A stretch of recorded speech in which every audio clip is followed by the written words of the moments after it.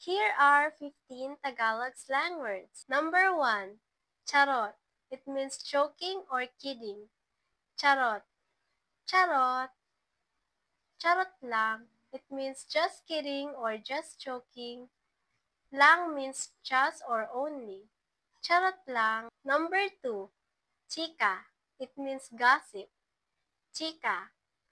Chika. Meron akong chika sa'yo.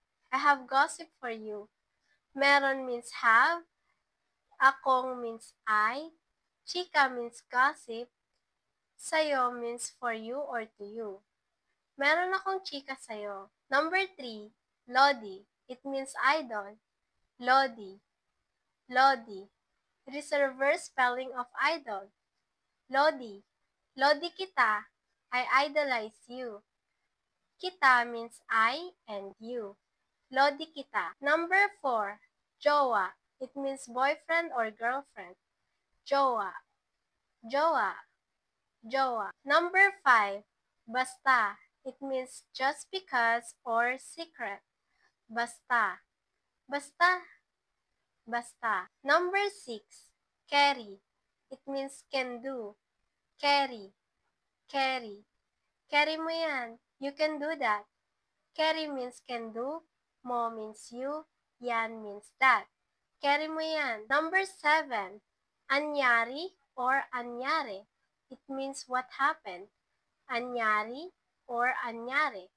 Anyari, anyare. Anyari is a short form of the phrase anong nangyari, which means what happened. Anong means what, nangyari means happened. An plus yari, anyari. If the last letter of the word is letter I, sometimes we say it as e. That's why it's anyare. Number 8, ansabi or ansabe. It means what did you say or what did someone say. Ansabi or ansabe. Ansabi. Ansabi. Ansabi is a short form of the phrase anong sinabi, which means what did you say or what did someone say. Anong means what, sinabi means said. Sabi is a root word of sinabi, which means say.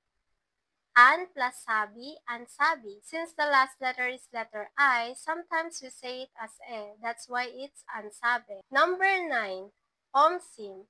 It means exactly. Omsim. Omsim. It is a reverse spelling of the word mismo. Omsim. Number 10, bet. It means like. Bet. Bet. Bet ko yan. I like that. Bet means like. Ko means I.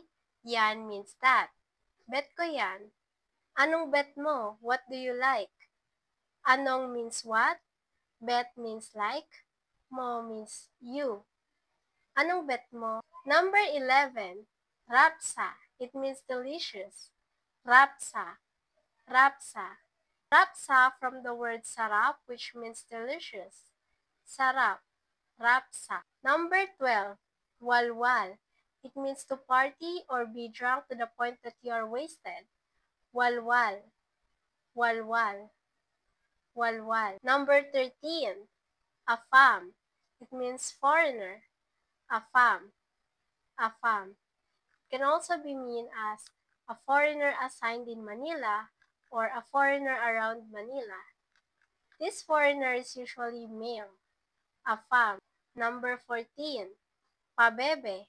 It means acting like a baby or acting cute. Pabebe. Pabebe. Pabebe. Number 15, sana all. It means hope all or wish all. I hope or I wish that everyone had that. It's like impressed, amazed, or envy. Sana all. Thank you for watching!